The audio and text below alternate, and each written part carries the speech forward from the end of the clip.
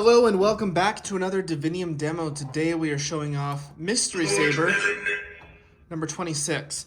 Now this is using the term Mystery Saber a little loosely. The customer said, I want a Force Unleashed 2 lightsaber with a crystal chamber. Gold tier Mystery Saber was very applicable. He wasn't too concerned about exactly how accurate the TFU2 is, so we took some creative liberties and we'll go over that in the video here. This is a handful of MHS parts. Actually, I guess there's only just two, the pommel and the grip, though the grip has been fairly modified. The pommel is just an MHS TFU2 pommel. It's an extremely difficult shape to machine by hand, so it made sense to use an MHS one. And the grip, well, MHS has grips. It's just a plain tube. There's nothing fancy going on there. So again, it made the most sense to use an MHS grip because the threads are really, really clean.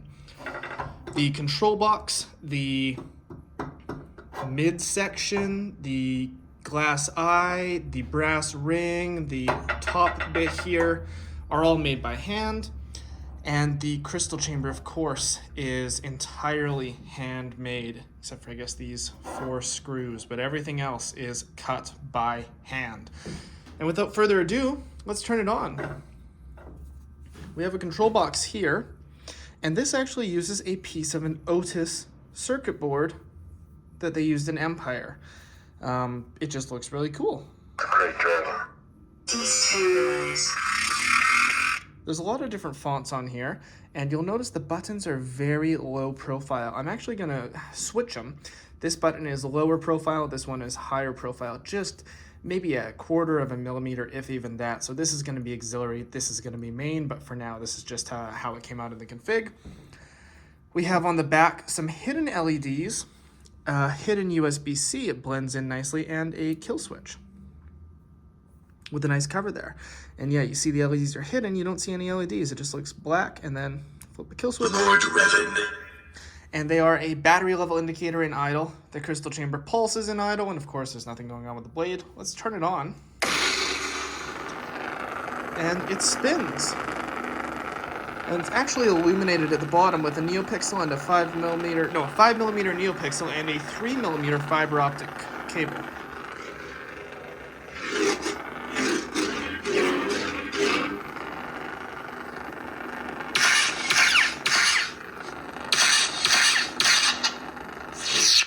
The USB-C is used for charging and for data. Now to get to the blade, this is where it gets a little interesting. We have a fake screw here. Now the fake screw is actually a set screw for the shroud. The shroud is a friction fit, but if you're really reefing on it, you can twist it out of alignment. So the 832 is the set screw for the shroud, and then hidden in there, you can barely see, is an M2.5. You can use a 440 set screw Allen key if you just have imperial size on hand.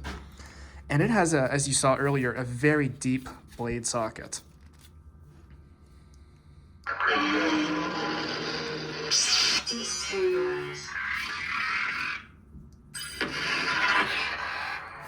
So we have to go quite...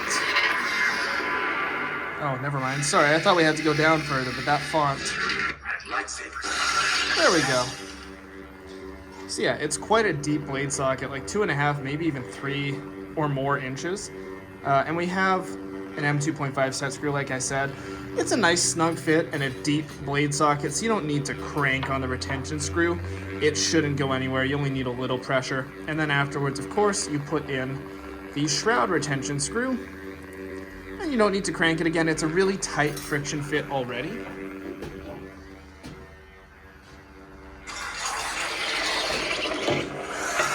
Some custom blade styles from the FET263 website. And just a really cool crystal chamber. I gotta love that. We got some brass accents, we got some copper accents, we've got some brass rails, some titanium rods. We've got a spinning crystal chamber with a nice orange crystal. What more could you ask for? Like, this is a really cool build and one of my favorite crystal chambers, despite its simplicity. Screwing on the grip, we have twist on, twist off, so don't rotate the upper.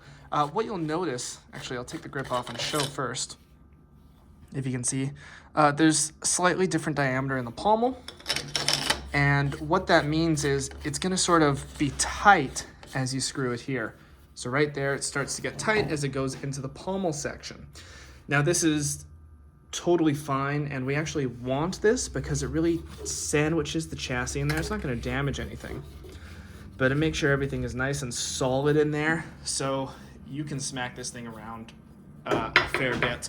The spinning chamber is the only bit where it's like, that's maybe not the most durable to combat, but the rest is built like a tank. Some weathering on the leather, nice brass ring there to contrast the top. Yeah, this is pretty awesome. That's all for now. Thanks for watching. May the force be with you.